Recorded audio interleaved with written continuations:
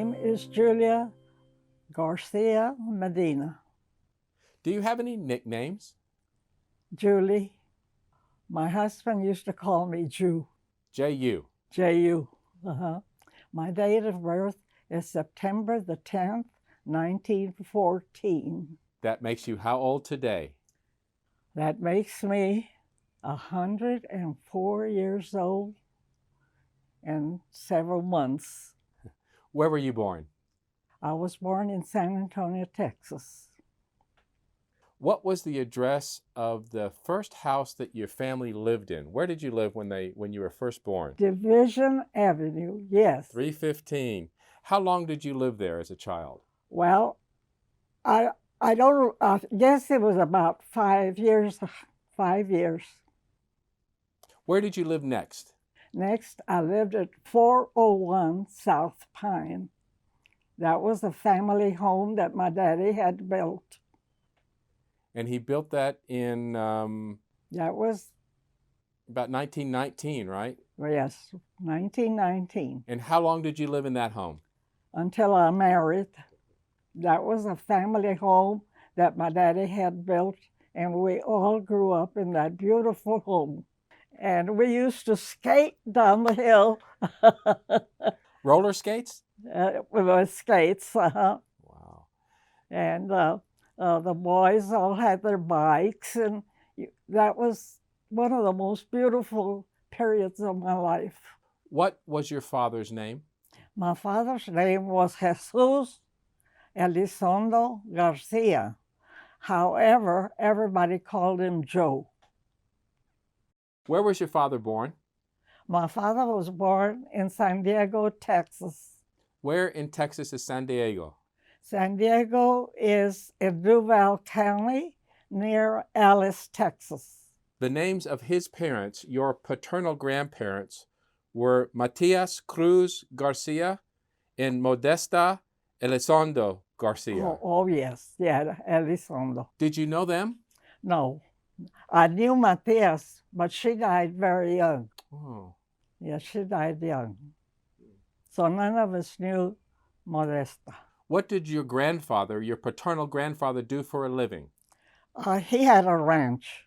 He had a big ranch, and I don't know whether they planted cotton or what, but they had cattle, and that's what he did for a living.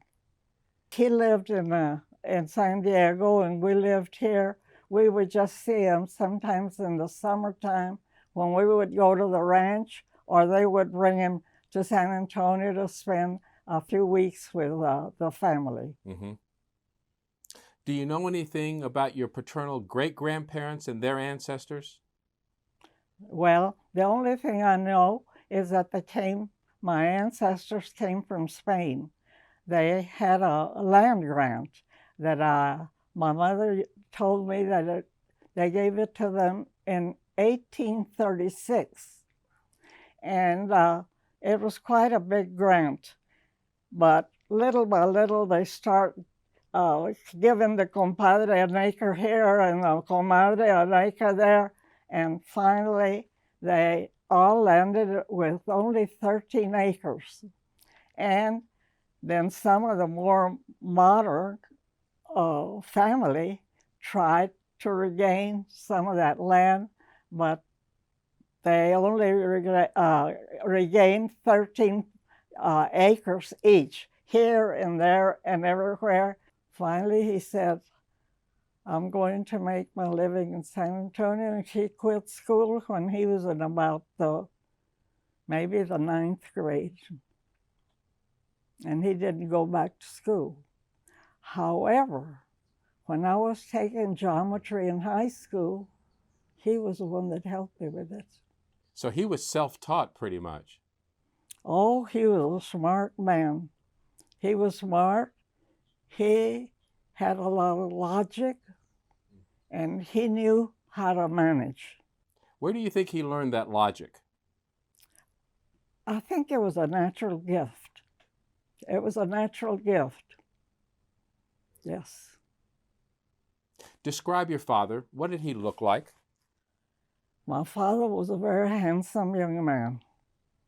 What kind of things would he talk about at the dinner table? About our schooling, about our friends, about our conduct, and about life. That life wasn't easy, that if you wanted to attain anything, you worked for it. It wasn't a gift that was handed to you. What do you think about that wisdom? I think it was great advice. Where did he work next? Next, he worked at the San Antonio Coca-Cola Bottling Company, and that was his life. Coca-Cola to us is like a member of the family. What was your mother's name? My mother's name is Julia Gomez Garcia. Your mother's date of birth was January the 28th of 1895. 95. Where was your mother born? She was born in Laredo, Texas.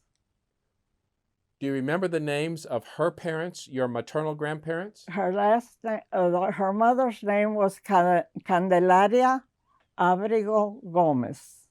Describe your mother. What did she look like?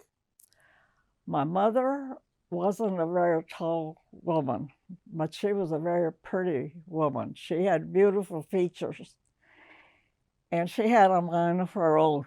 Did your parents ever share any stories with you about how they met in their romance? Yes, they did. My mother's aunt lived near the 401 address that I gave you.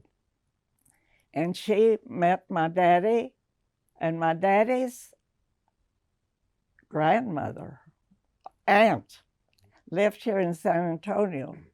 And my mother, I don't know why, I was visiting that aunt when my father went to visit his aunt, and that's how they met.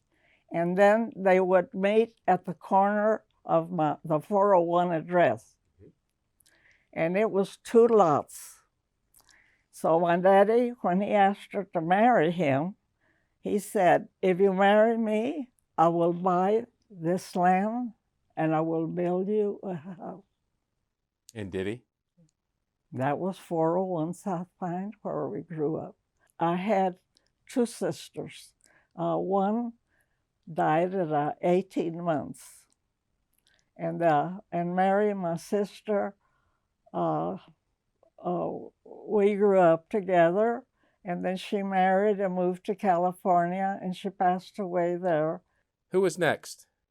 Joe. And then Paul Leopold Garcia, and then Arthur. Arthur. Next was Eugene. and then was Gilbert. Gilbert. And the baby is Robert. Robert, who you call Bobby. Bobby was born July the 16th of 1935. 35, yeah. That's quite a large family.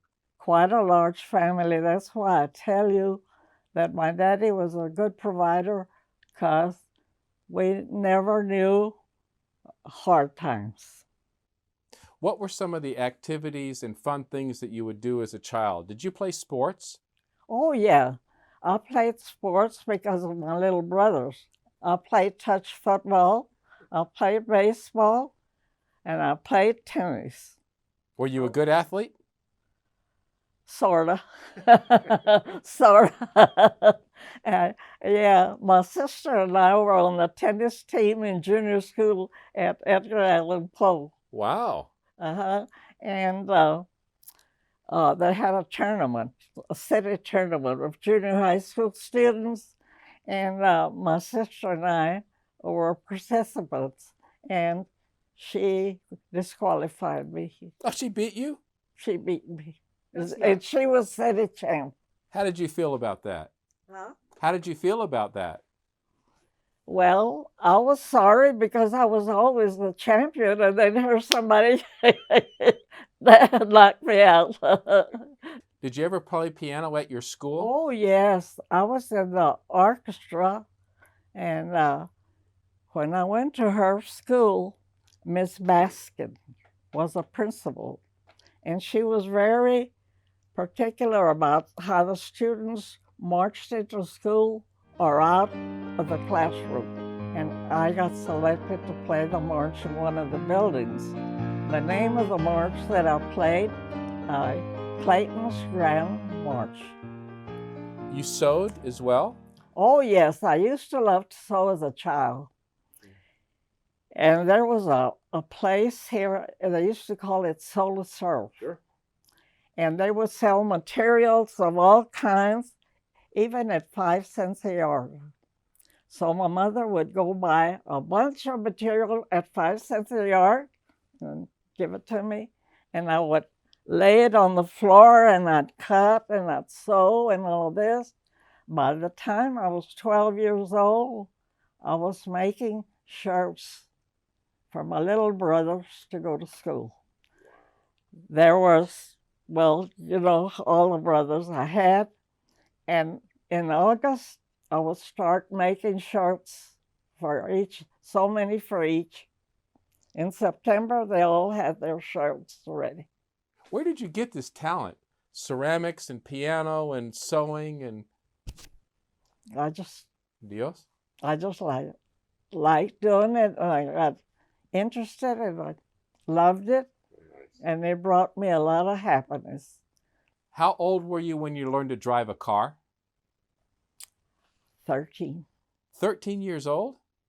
At that time, you didn't need a license. You didn't need insurance. If you had a car, you drove. Who taught you how to drive? My daddy. My daddy taught me how to drive, and he bought me my first car. It was a little Chrysler Sport Coupe. What year? I don't, 1929, I think, right? 29, it had a rumble seat. In the back, yes. Yeah. What color was it? It was brown and beige with a chrome design coming down on the top. It was a beautiful little car. I was the only one in school that drove a car to school. I was Wow. at Poe Junior School. Junior high school. Do you remember when your first date was and who was the lucky person? My first real date was with my husband. And I happened to be in Edinburgh in August, and I was going to start high school in September. And he happened to be in Edinburgh visiting his cousins. I didn't know him, and they were opening a bowling alley. So we went to the bowling alley, and we got to talking, and then the group there challenged each other to bowl, and he challenged me to bowl, and accidentally I beat him.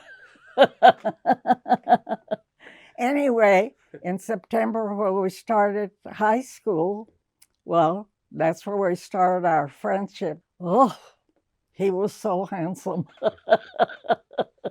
And I thought he was very attractive, and I, wanted to be friends. But, we were just friends at school. And it wasn't until after we graduated that he called me for a date. And I went out with him, and I never dated anybody else. On my first date, he took me to the Majestic.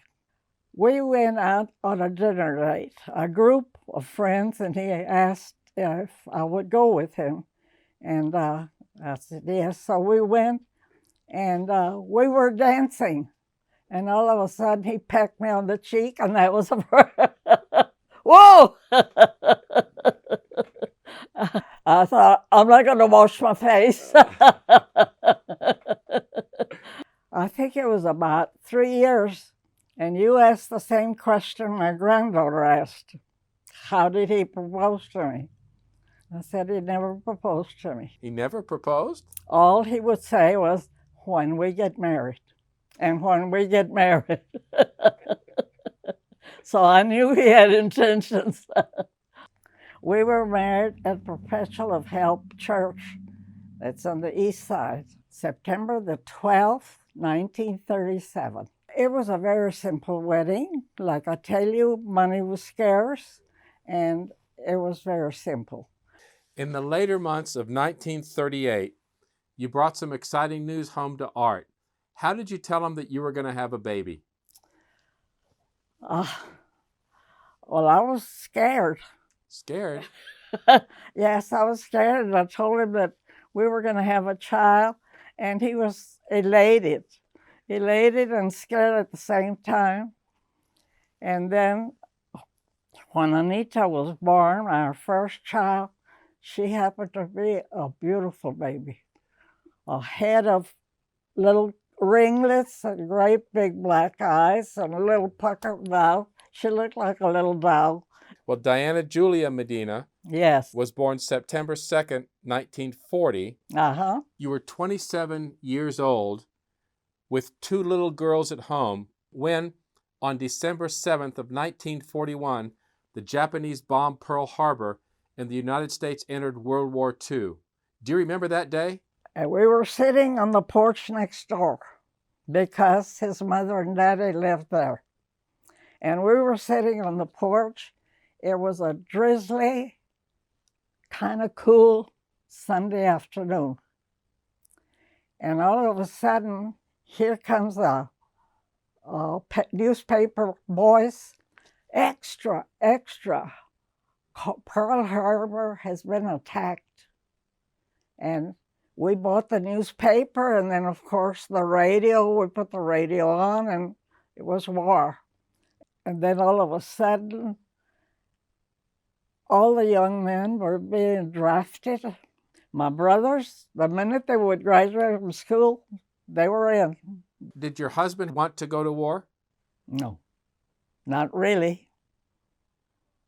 He didn't want to leave his little girls and me. You shared with me a letter from the Selective Service dated November the 25th of 1943 titled The Order to Report for Induction. It ordered Art to report on December 8th to Fort Sam Houston to be inducted into the United States Army. How did you feel when Art got that letter? Terrible, terrible, because I knew that he didn't want to leave. He didn't want to leave us, and yet he knew he had to go. So, but there was no choice. You just had to sweat it out and accept. Art was stationed to be at Fort Snelling in Minnesota. Describe the day you said goodbye to Art when he left. Well, he left from Fort Sam in a train. He called me, and I lived at 222 South Pine.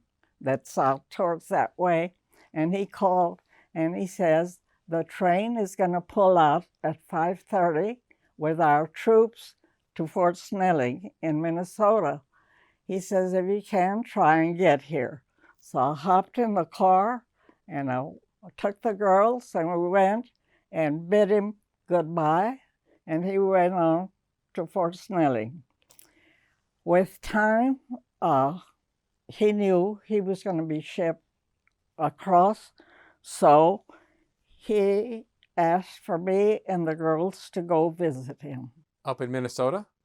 To Minnesota. So he had a hard time finding an apartment for us because a lot of the wives were going, you know. So he finally found an apartment for us to go. So the girls and I went on the train to Minnesota. And at that time, the trains were run with coal. Mm-hmm. And you had to keep your windows open because they weren't air conditioned. Your clothes got all full of soot. Oh, it was terrible. And we stopped someplace, I can't remember where, and you could shower. So I showered the girls, and they had long hair, and shampooed their hair so that when they would greet their daddy the next morning, they would look presentable. And so we got there. We were there with him for about 2 months. Months? Oh, good. And so then he knew he had to leave, and we had to come home. And so... Describe that day when you said goodbye, because you knew he was going to Europe. Yeah. And you knew the war was going on in Europe. Yeah, and then it was at its height. It was at its height. So anyway, we got up and we went to breakfast, and we had all our luggage and everything. And then he took us to the station, and the train would depart from a basement. And we could go because we were going to leave, but he couldn't go. He wasn't allowed to go to the basement where the trains were leaving. So he stood at the door, which was a glass door. I remember that so well. And we walked, my two little girls and I walked down the stairs, and I looked up, and there he was looking through the glass. And that was the last image I had of him before he went. Did you think at that time you might not ever see him again? Oh, yes. Art was assigned to the 744th Railway Operating Battalion, Company B. He received orders to go to Camp Shanks in New York. Then, on August the 11th of 1944, he boarded the USS Ericsson and left for Europe. He arrived in Liverpool, England, on August the 23rd and quickly went across the Channel to France. From there, he was in Belgium on December 12, 1944, in time for the Battle of the Bulge. I'm going to read from what you gave me. Many members of the battalion distinguished themselves by helping to move the trains from the path of the advancing German army. It sounds like Art saw some heavy combat. Very. Did he ever talk about it? He never would talk about it, and Art's daughters would ask him, and all he would tell them, I didn't know this, but they tell us now, that he would say, war is hell. And that's all he would say.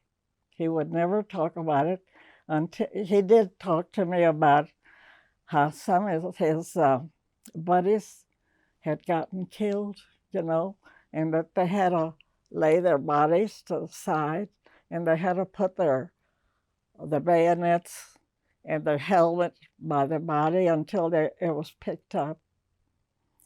And experiences like that, but he never really got into long conversations about it. It was just splurts that he would have. Did you ever see evidence of the emotional effects the war had on Art? Did he have nightmares? Did he wake up at night and things like that? Oh, he had some horrible nights. The train goes by here not too far, and about 2 or 3 o'clock in the morning, the train would go by and whistle, and he would wake up and go. He would have like a fit, It would scare him to death. If there was anything that happened to your soldier, you were notified by Western Union. So if you saw a telegram boy on a bicycle coming, you just sat there petrified to see if he would pass or stop. I would see they would pass my house, but my mother and daddy lived at 401. See, I was living in 222 South Pine. At the time, it was an apartment, a property that my daddy and mama had. So during the war, we lived there so we would be close to daddy and mama. And I would stand on the curb and watch to see if it would go past my mother's house. Because you had brothers in the war. Yeah, we had. So for you, it was different than other wives that were here in the States. If he passed your house, you were fine, but you had to wait one more house. 2 blocks. Oh, my. And like their house was like a hill, I could see that far.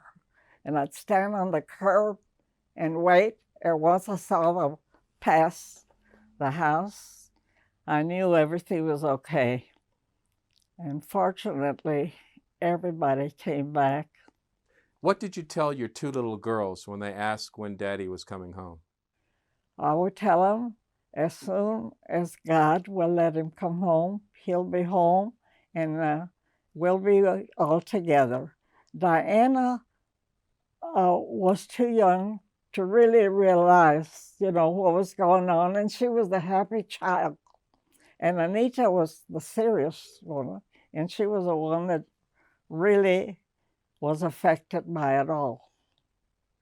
VE Day, Victory in Europe Day, happened on May the 8th of 1945. We knew peace was about to be signed, and all of a sudden, it was about 5 o'clock in the afternoon, the whistles on the train and the church bells started ringing, and the people started honking their horns and everything. And Daddy came home driving madly, and everybody was happy because we knew the war was over.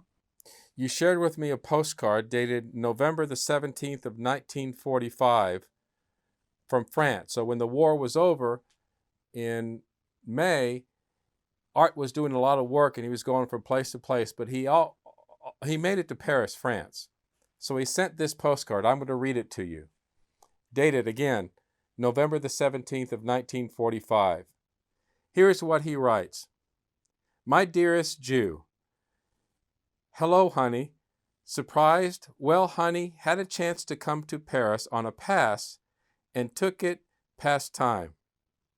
We will return to Reims tomorrow and will probably be home by the 25th. Don't know yet. Bye, sweetie. Wait for me next month. And don't forget I adore you. Kiss to the girls and same to you. That's a sweet letter. Very sweet, very sweet. Yes. Yeah, I remember that when he went to France, he was all excited about it. Well, you also shared with me some Western Union telegrams.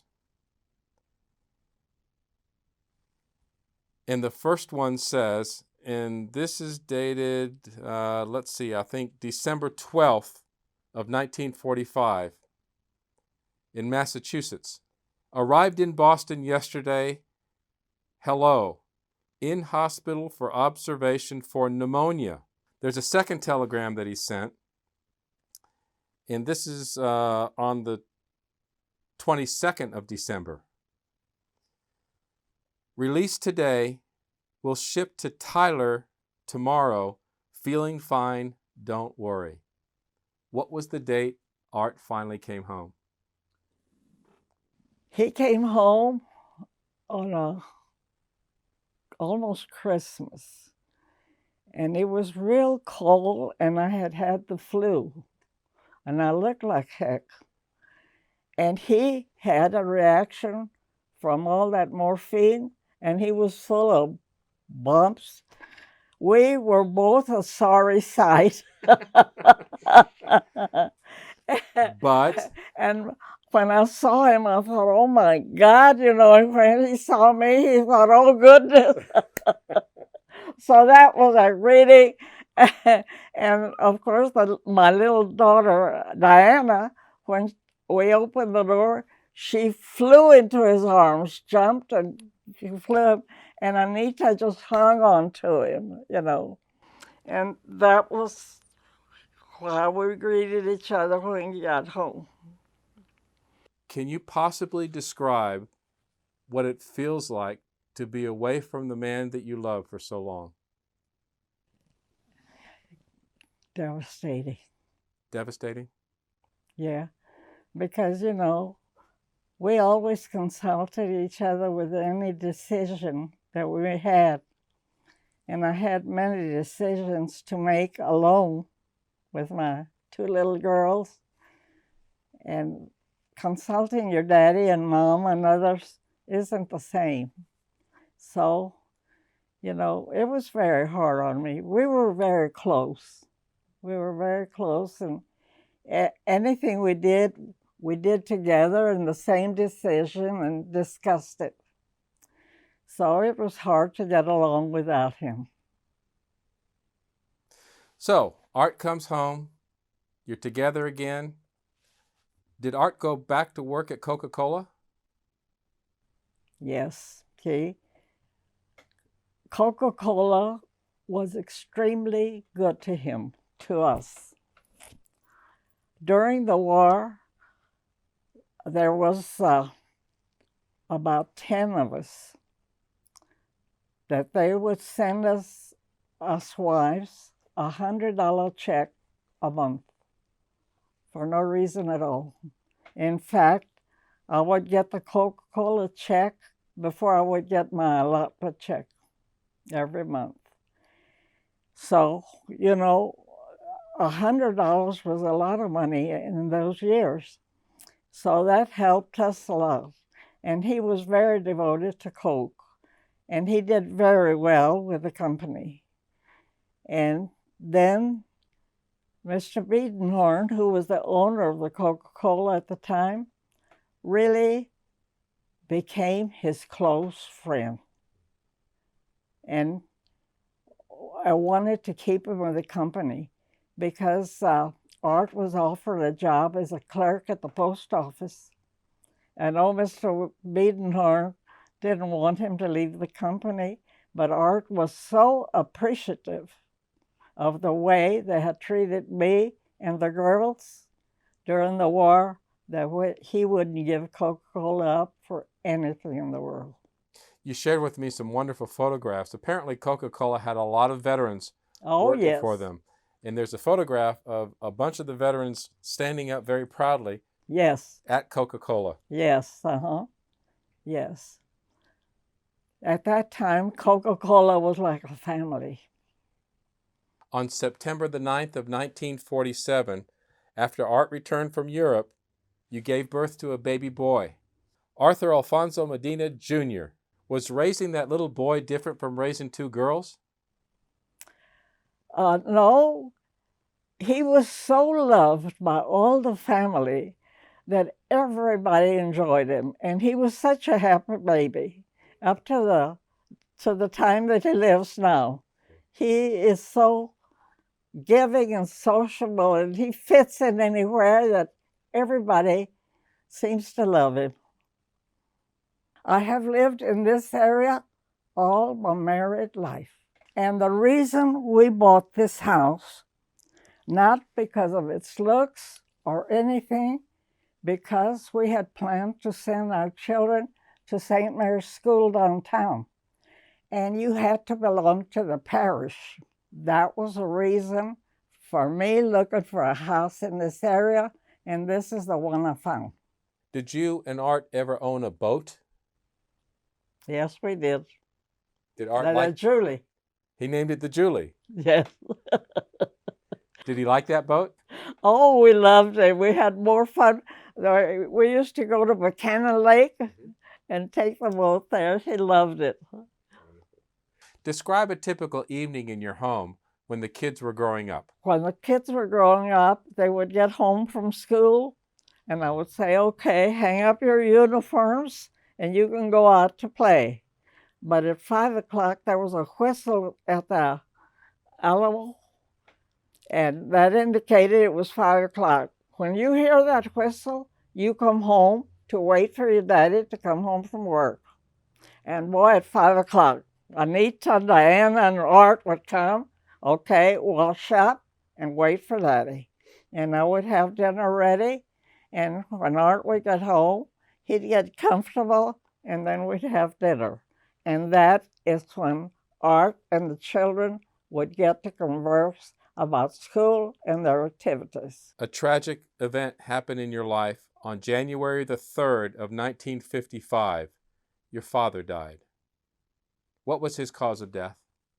Heart attack. Were you with him when he died? No, he had been out with my mother and another couple having lunch on a Sunday afternoon, and everything was fine. And Monday morning, he woke up with a pain in his chest, and my mother called me. And we called the doctor, and he says, we'll bring him in. And by the time we were going to take him in, he had a heart attack and died. If your father could hear your voice today, what would you say to him? Thank you for a wonderful life and the beginning that he gave me. He gave us wonderful advice and showed us a way of life that very few people have had the advantage to have like we did. What was the most valuable lesson that your father taught you?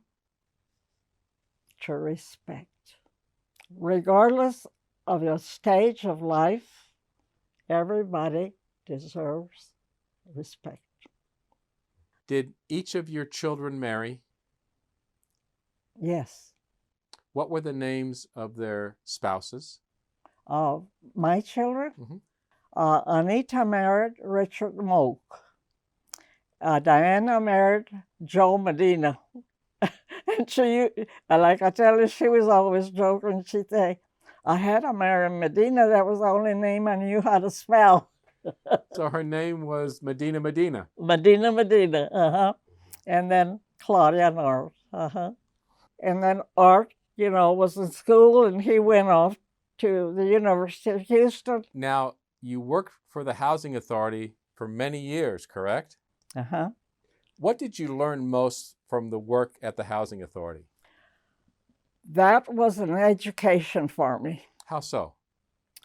Because, like, I had never, as a child or growing up, had to do without anything really that I wanted or needed. I thought that everybody lived that way. So it taught me that that wasn't the way of life, really. That there was many phases to life that I didn't know about. And after I worked with the Housing Authority, I learned that I was so blessed in having had the life that I lived, and that I didn't have to live the life that some of those women mostly. Your son, Art Medina Jr., graduated from University of Houston's optometry school and became an eye doctor. He worked in Houston after he was married and then moved back to San Antonio to open his own practice. And he ended up treating your husband and his father. He goes to work 2 days later, and he comes home. And he says, you know what? I had the hardest time getting home. And I said, why? And he says, I couldn't judge the distance between my car and the car in front of me. And by that time, Art had started practicing here in San Antonio. Your son, yes. So I called Art and I said, Art, this and this. He says, Mama, he says, well, we aren't closed yet. Come, bring him in. So I took him in, and they discovered that he had glaucoma. And so finally, he started to lose more and more of his sight, He never lost it completely, but he lost most of it. I traveled quite a bit. I had always wanted to go to Spain. And he said, yeah, we'll go to Spain. So one day, I told him, you know what, Art?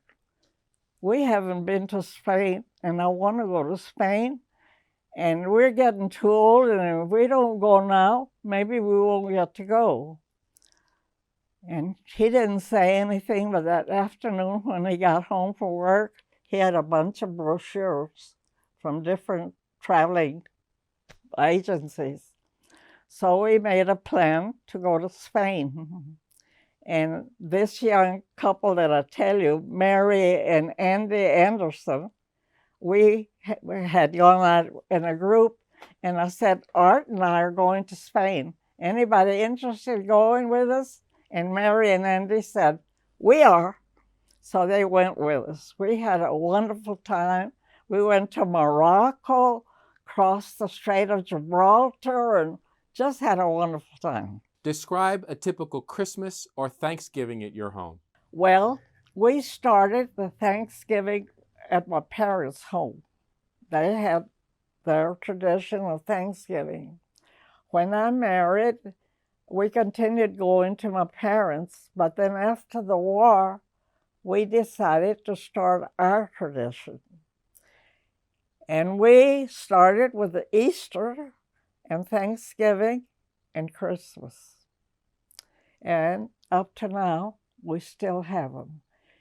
At one time, I would have as many as 25 to 30 people. Wow.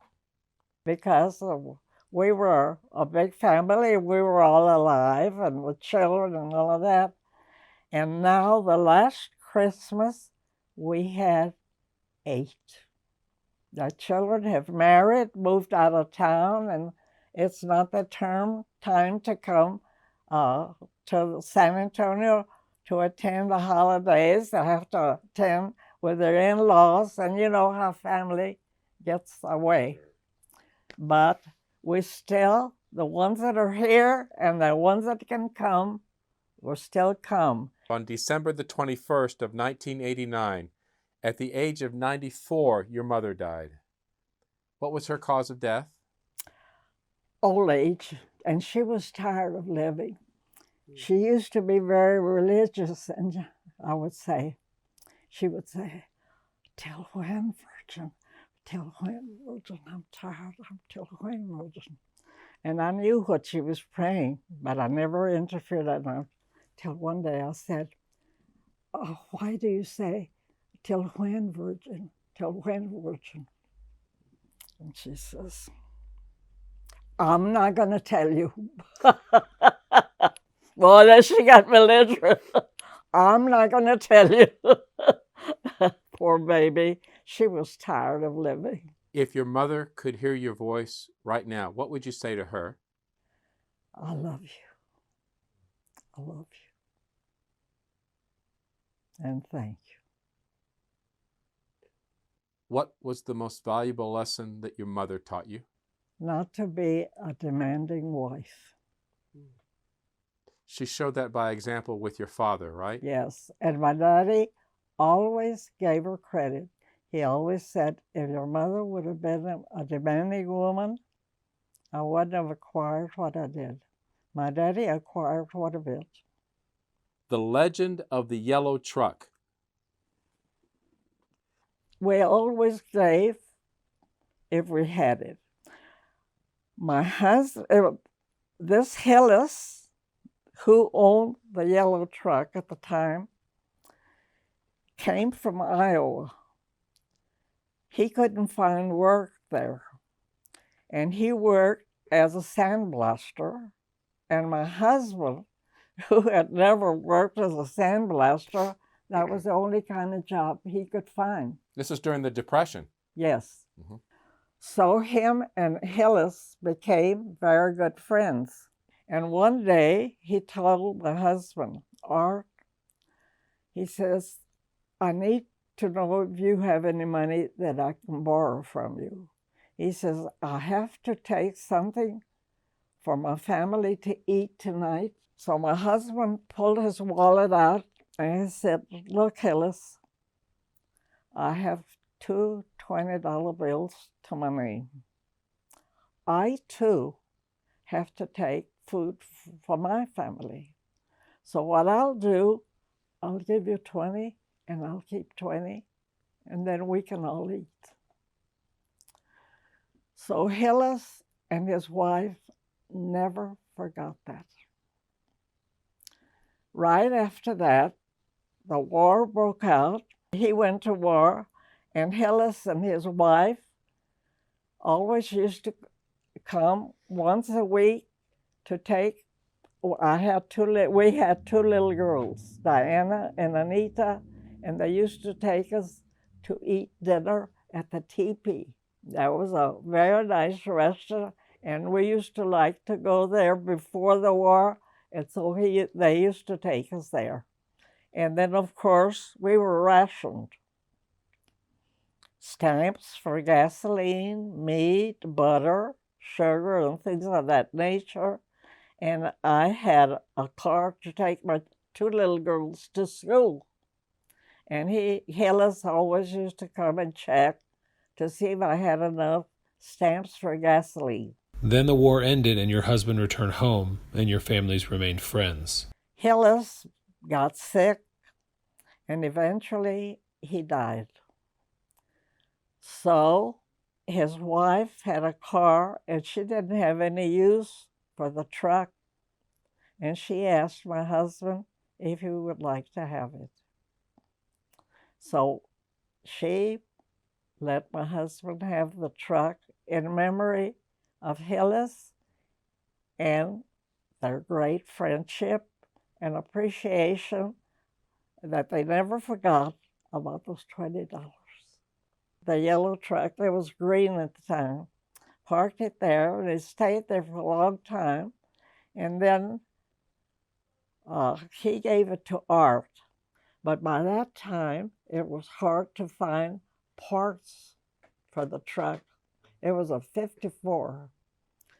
So he became friends with John Pivotal, the owner of Brake Check. So Art says, fine. So became such good friends that Art said, I will let you have the truck and I'll help you refurbish it. But when I want to use it, I want to have the privilege of using it.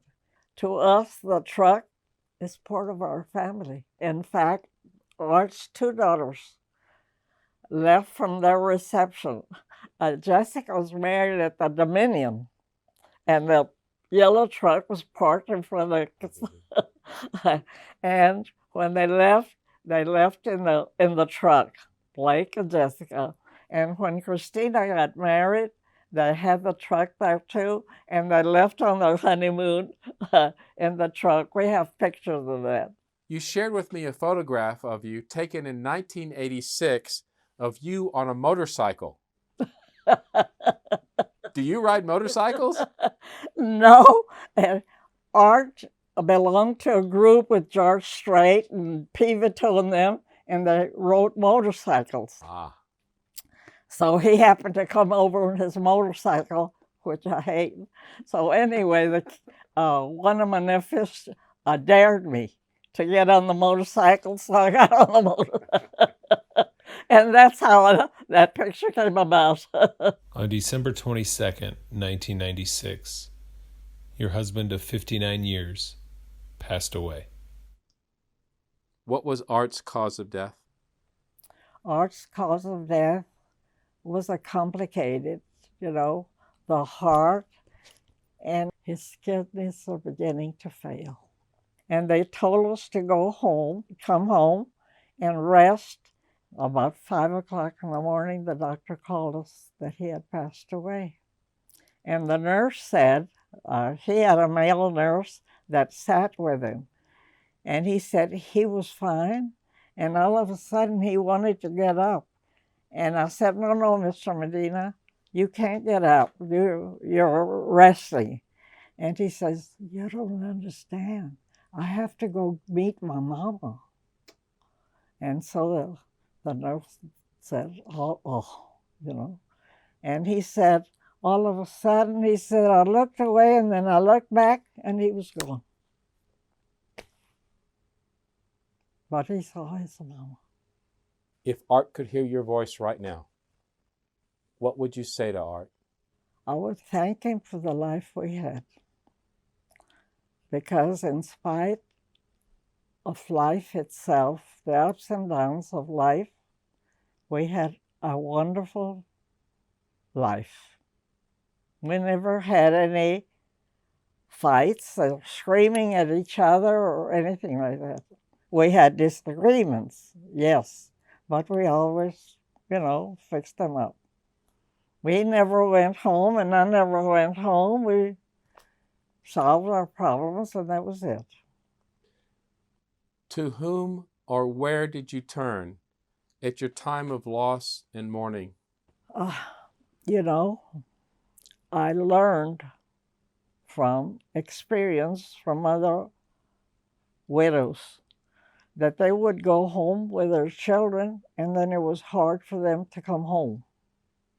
So the day that Art passed away, Art said, why don't you go home with us, Mama?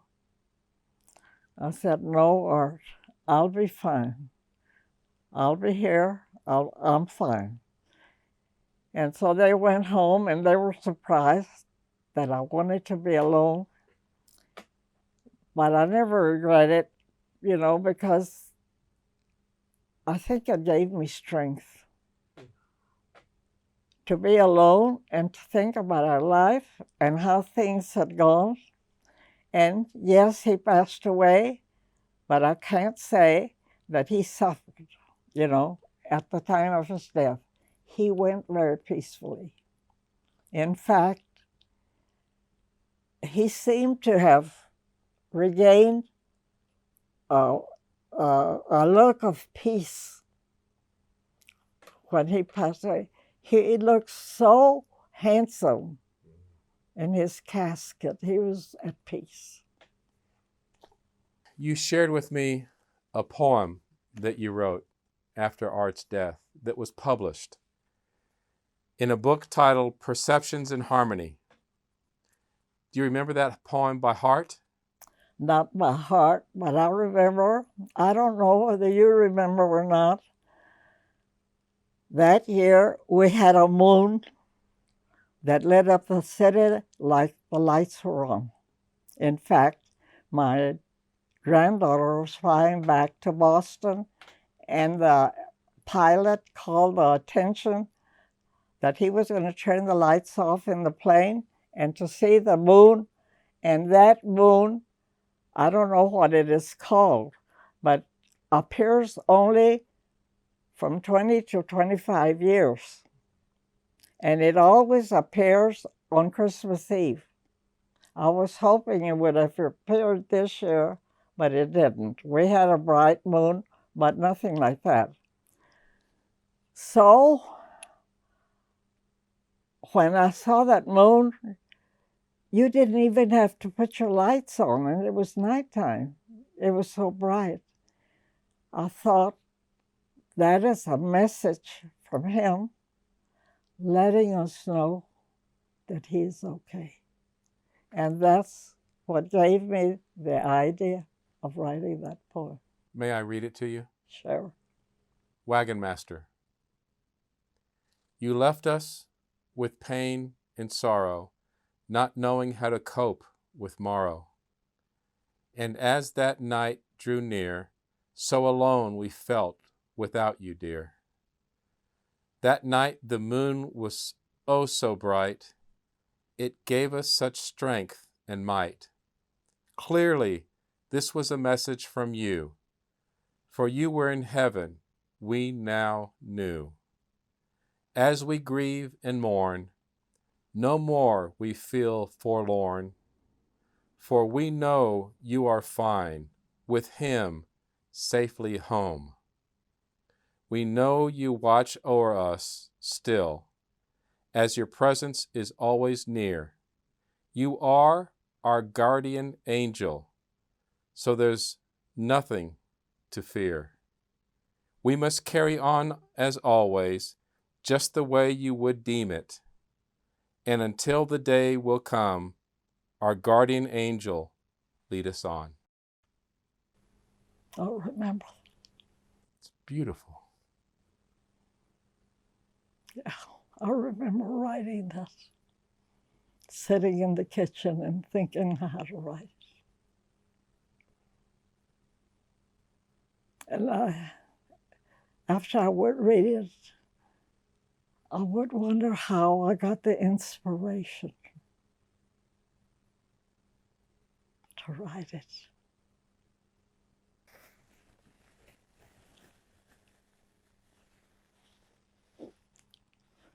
Yes, I've been very lucky. I think how lucky I've been to be able to cope with a lot of sorrows, and yet realize that I'm not the only one, that this is part of life. Your family took you to New York City. Yes. What did you do in New York City? Oh, we toured, and we went to see Aida drama. And then one morning I woke up and I was alone in the hotel room, and Christina and Claudia had gone to see what tickets they could get to see another drama, and we went to see Cabaret? Cabaret, and Christina apologizing to me for being the only one that we could see because I said, forget it. It's going to be great. I believe that you know a guy named George Strait. Oh, yeah. He recorded a song called El Rey, Yes. the King. Did you help him with that song? Yes, because he wanted to sing it in Spanish, but he wanted to know what he was saying. So I translated it so that he knew what he was talking about. And it was a great hit. And so he sent me a picture and a little note thanking me later. And I answered that little note thanking him for the privilege and wishing him continued success. And I understand that he carried that little note in his pocket for many years. It touched him, he said, and he told Art, it's such a beautiful little note and so meaningful that I'll carry it with me. I remember you saying that the one regret is that you didn't complete your college education. Is that Grandpa didn't think it was important, although he offered. And so from Claudia and I, from Christine and Andy, and from Jessica and Blake, and Colton. Got me a degree. One day my son said, Mom, what do you wish you had done in your life that you didn't do? I said, well, I wished I would have gone to college and gotten a degree because I had the ability and Daddy had the money, and I turned it down. So he talked to Mr. Agnesi, who was the dean at Incarnate Word. The University of Incarnate Word. And Mr. Agnesi said, we'll fix your mama up. And he gave me an honorary PhD. You were also on the Today Show. Willard Scott, the weatherman, puts the 100-year-olds on in Smuckers. There's the jelly jar, and your picture's on there. Oh, yeah. Yeah. Yeah. Uh-huh. I tell you, I have had so many things happen to me when I was 100 years old that, just amazing. Somebody left a bottle of wine here after some dinner that we had, and I tasted it. Tastes good. I was going to pour it down the sink, but I thought, it's sweet wine. Let me taste it, and I liked it. So I thought, I had read somewhere that if you take a jigger of wine in the morning before your coffee, that it makes your heart work better. So I did that for many years. Just red sweet wine and a little jigger. You have taught me I'm a very lucky person to have you in my family. I don't know many 10-year-olds that can say that they have a 103-year-old grandma. I think you are a beautiful person and love you very much. Happy birthday!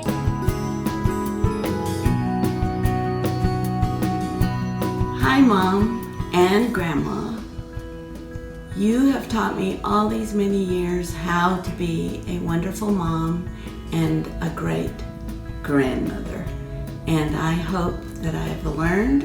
You have set the standard, and I hope that my kids and my grandkids benefit from you, the role model. And if I can only get near those standards, I know they will be very happy that I've learned from you. Thank you for all you have taught me, all you do for us, and I love you. Happy birthday. Happy 103. What have you taught me? That donkey lips are beautiful, that you cannot quit at Little League tryouts or anything else, that learning how to learn can be difficult, but that it has great rewards, that the example that you and Dad were in marriage, in parenting, and in grandparenting is the best examples anyone could have. Now therefore be it proclaimed by King Antonio the 95th on September 10th, 2017, be proclaimed as Julia G. Medina Day. Let the bugles play, let the fireworks blast, let the music and festivities go on and on and on.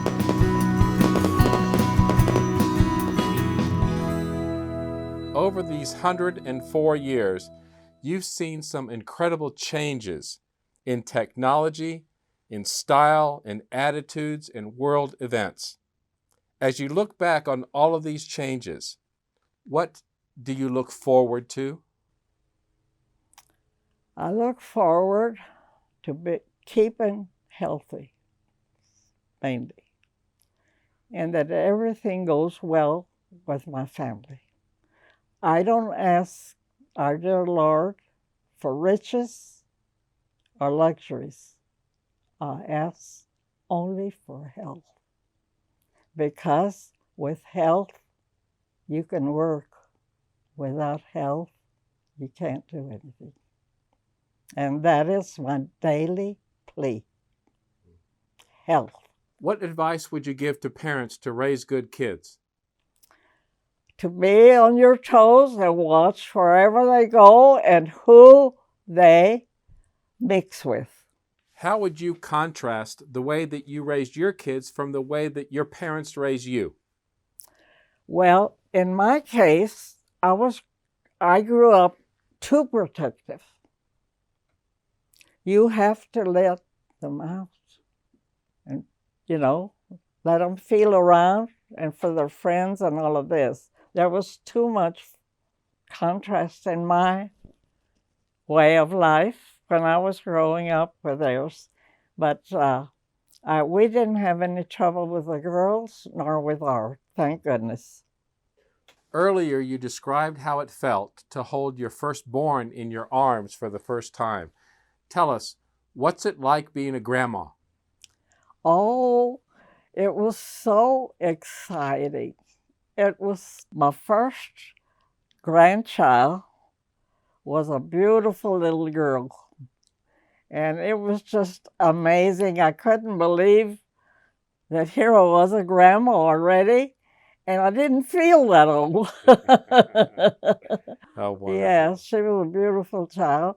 And then by the time the great-grandchildren came, well, I was awed at them that I was still alive to have that experience of having the great-grandchildren. I understand you have 8 grandchildren. I was given a list of the names of your grandchildren. They are Sandy, Diana, Richie, Anita Jo, Laura, Margaret, Christina, and Jessica. I understand that you have 12 great-grandchildren and 2 great-great-grandchildren. Yes. You shared with me 2 different photographs of 5 generations together. Yes. What goes through your mind when you think of 5 generations in the same photograph? Oh, I think it's wonderful. I'm so lucky that we are, 5 generations. And I think my little great-granddaughters and my great-grandsons are so special. They are precious children to me. It seems like long life and longevity runs in your family. Yes, my mother lived to be 94, and one of my aunts lived to be 105. I appreciate God's gift to me. I'm very, very appreciative of what our dear Lord has given me. I'll tell you, sometimes I'm sitting thinking about my life, and my tears roll down my cheeks, thinking of the blessings that I have. I have so many blessings. Well, I hope that you have gained some know-how about this old soul that appreciates life to the fullest and has had the blessing to have it. Not everybody has had it. We have shared love, laughter, happiness, tears, and sorrow. But that's the ingredients of life.